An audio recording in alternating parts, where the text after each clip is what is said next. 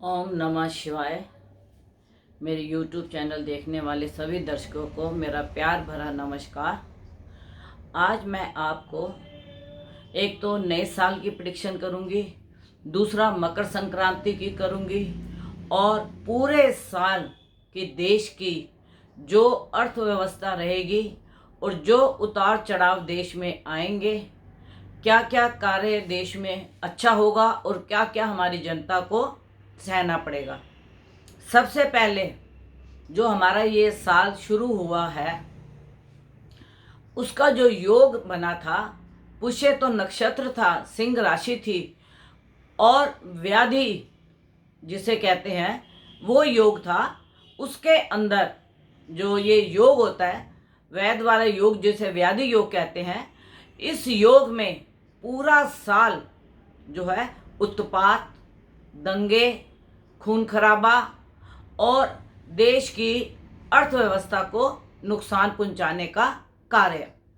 अब इसके अंदर कुछ आंदोलन जो चल रहे हैं उसके अंदर मैं इतना जरूर कहूँगी कि ट्रेनों को या सरकार की किसी संपत्ति को नुकसान ना पहुँचे और जो रेल ट्रैक्स हैं उनके ऊपर ये आंदोलन ना पहुँचे, जिससे कि हमारे कई जवान, कई व्यापारी हैं, उनके कार्य को काफ़ी नुकसान होगा।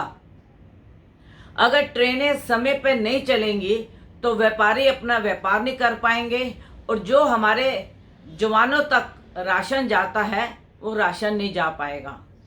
तो बाकी मेरा आपको यह कहने का है कि जो ये संक्रांति आ रही है, सूर्य संक्रांति, ये 14 जनवरी को मकर संक्रांति के नाम से पहचानी जाती है और इसको उत्तरायण सूर्य भी कहा जाता है। इसमें देवताओं का दिन होता है 6 महीने का, और जब दक्षिणायन सूर्य होता है तो तब देवताओं की रात्रि होती है।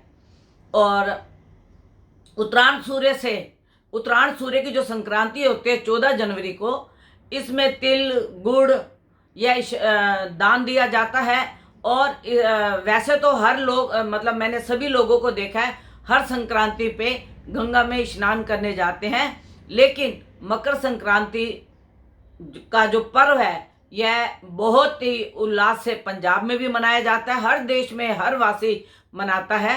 और संक्रांति में जो ये उत्तरायण सूर्य की मकर संक्रांति होती है, इसमें लोग गंगा में स्नान करने भी जाते हैं। अब इसके अंदर उत्तरायण सूर्य जो ये मकर राशि में आ रहा है, इसका एक तो मकर राशि में बृहस्पति नीच का चल रहा है, उसके बाद यह बृहस्पति 17 जनवरी को अस्त हो जाएगा और 7 जनवरी को शनि अस्त हो जाएगा और शुक्र पहले ही अस्त चल रहा है। तो इसके अंदर जो होता है शुभ कार्य नहीं होते। जब देव गुरु बृहस्पति अस्त हो जाए तो हमारे शुभ कार्य नहीं होते।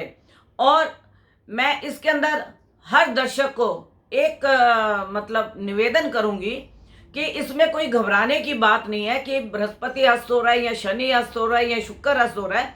ये तो जो जो सूर्य के नज़दीक आते हैं ग्रह, वह अस्त होते हैं। और अखंड मंथन के चैनल पे मैंने आज से 6 महीने पहले ये प्रेडिक्शन की थी कि 10-11 फरवरी को जो है कि 7 ग्रह एक राशि में प्रवेश करेंगे और काल सर्प योग बनेगा। और पिछले साल जो ये काल सर्प योग बना था मिथुन राशि में बना था, अब की बार ये बन रहा है मकर राशि में। तो मकर राशि के अंदर ये 6 ग्रह इकट्ठे होंगे, एक मंगल अलग होगा और राहु केतु के बीच में ये सारे ग्रह होंगे। और ये काल सर्प योग अगर हम देश की कुंडली में देखें तो उसके भाग्य स्थान में बनता है। तो मेरे को ऐसे लगता है कि जो ये साल चलेगा यह उत्पात, लड़ाई झगड़े, आंदोलन और बच्चों की शिक्षा में हानि और लोगों को अपने कार्य व्यवसाय में हानि, क्योंकि देखिए देश की कुंडली में यह भाग्य में बन रहा है। जिसका मकर लगन है उसके लगन के अंदर काल सर्प योग बन रहा है, किसी के 12वें घर से काल सर्प योग बनेगा, किसी के चौथे घर से काल सर्प योग बनेगा। तो जिसके जैसे जैसे लगन होंगे उसके हिसाब से उनका काल सर्प योग देखा जाएगा और उनको उसी प्रकार का वो मिलेगा, फल मिलेगा। और जो आज बहुत से एस्ट्रोलॉजर आके बता रहे हैं कि 5 ग्रहों की युति बनने वाली है, 6 ग्रहों की युति बनने वाली है, यह अखंड मंथन के चैनल के द्वारा अगर आप 6 महीने पहले की वीडियो देखेंगे मेरी, तो उसके अंदर 6 महीने पहले ही यह प्रेडिक्शन कर दी गई थी कि अभी बना है पिछले साल मिथुन के अंदर काल सर्प योग, और अगले साल जो 2021 की फरवरी आएगी, 10-11 फरवरी, उसके अंदर मकर राशि में यह योग बन रहा है। अब मकर राशि में जब यह योग बन रहा है, चंद्रमा क्योंकि 2.5 दिन एक राशि पे रहता है, तो इसीलिए मैंने आपको 10 और 11 फरवरी बोली है। तो क्योंकि चंद्रमा यहां से जाएगा निकल, कुंभ में आ जाएगा, तो काल सर्प तो तब भी बना रहेगा।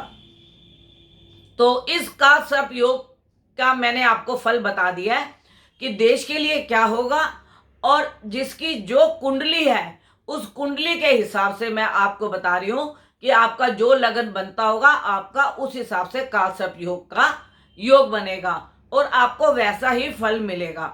और इसके अंदर ग्रह नक्षत्र भी जो होते हैं उनका भी बहुत बड़ा योगदान होता है। जब जो ग्रह जिसके नक्षत्र में होगा, अगर वो आपका जन्म का उस समय नहीं है तो आपको उतना बुरा या उतना अच्छा फल नहीं मिलेगा। और अगर आपको दशा और अंतर प्रदंतर भी उसकी नहीं चल रही तो भी आपको उसका फल नहीं मिलेगा। तो मेरा आप सबसे एक ही निवेदन है कि आप इस चीज से घबराएं ना, क्योंकि अखंड मंथन आपको बार बार सचेत करता है और आपको आगाह करता है कि ऐसे ऐसे ग्रहों की युति बन रही है। अगर उन युतियों को आप अपने आचार्य को या अपने जो आपके कुल पुरोहित हैं, पंडित हैं आपके, तो आप उनको दिखा के इसका उपाय कर सकते हैं। क्योंकि काल सर्प योग के अंदर जब सारे ग्रह आ जाते हैं राहु केतु की चपेट में, तो वहां पे कुछ ना कुछ अनहोनी घटनाएं अवश्य होती हैं। अब कई लोग बताते हैं प्लूटो के बारे में, नेपच्यून के बारे में, हर्षल के बारे में, ये भी ग्रह हैं, लेकिन जब आजकल प्लूटो जो है वह मकर राशि में कर रहा है और मंगल का यह कार्य करता है। तो अब इसके अंदर कई लोग बोलते हैं कि भूकंप नहीं आएंगे, कई लोग बोलते हैं भूकंप आएंगे, लेकिन मैं आपको अपने चैनल के द्वारा यह बताना चाहती हूँ कि भूकंप के झटके भी आएंगे, अगजनी भी होगी और कई जगह खून खराबे भी होंगे, और यह होंगे तो 100% होंगे। यह मैं कुंडली के और ग्रहों के हिसाब से नहीं बता रही, यह एक इंट्यूशन और सिक्स सेंस जिसको कि दिव्य दृष्टि कहते हैं या अदृश्य शक्ति जो बताती है, यह मैं आपको उसके हिसाब से बता रही हूँ। क्योंकि सारी ग्रहों की शक्ति अदृश्य शक्ति के पास होती है और 9 ग्रह भी उसी के हाथ में होते हैं।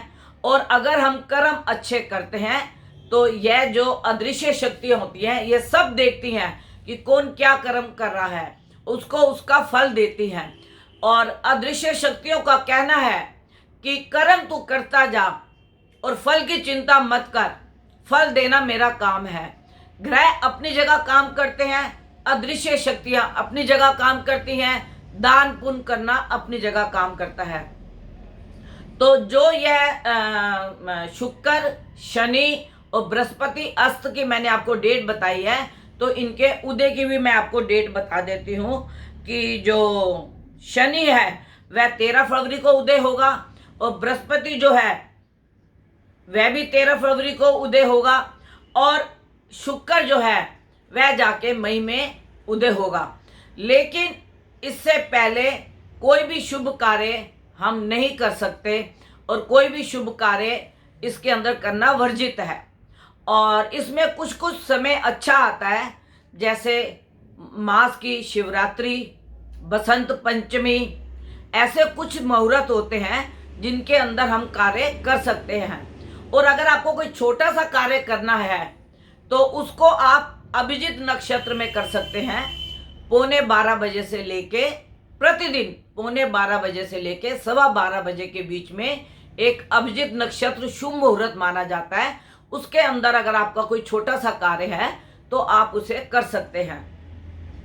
बाकी जो साल की व्यधि का योग बना है उसके अंदर बेमौसम बहुत बरसात होगी, बाढ़ होगी और भूकंप के छोटे नहीं बड़े बड़े भी झटके आ सकते हैं। इसकी पक्की संभावना बनती है।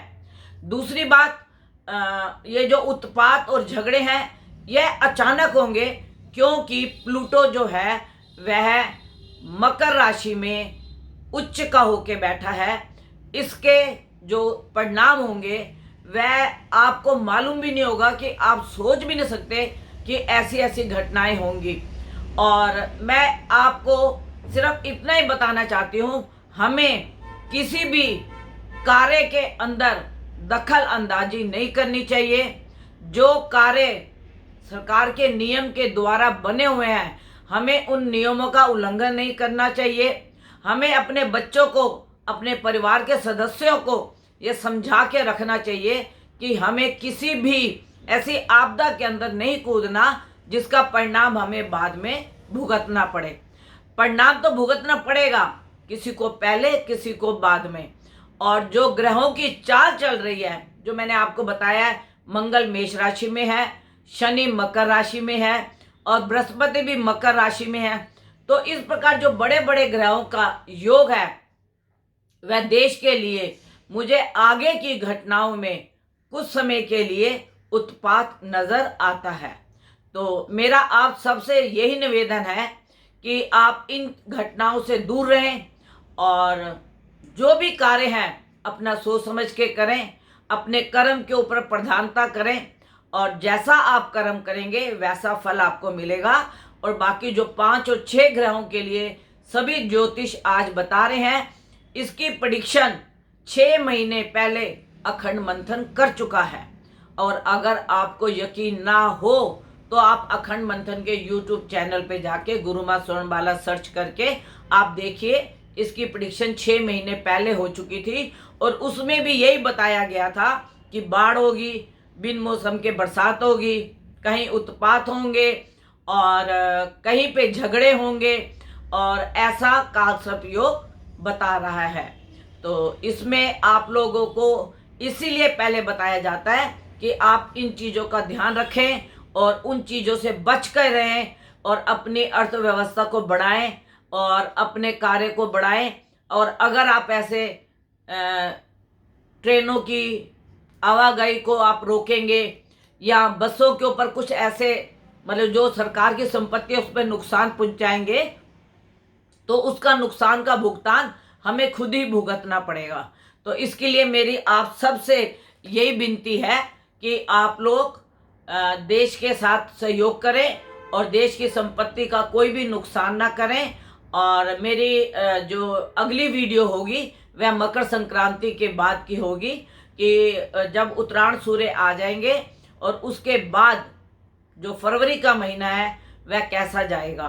तो तब तक के लिए नमस्कार, धन्यवाद। आप और आपका परिवार सुखी रहे, यही हमारी आपसे दुआ है और आप देश के लिए अच्छे से अच्छा कार्य करते रहे। ओम नमः शिवाय। मेरा कॉन्टैक्ट नंबर है 9999333836। जो मेरे से संपर्क करना चाहे वह 10 बजे से लेके 4 बजे तक मेरे से कांटेक्ट करके अपनी जन्म पत्री का विवरण करवा सकते हैं। नमस्कार।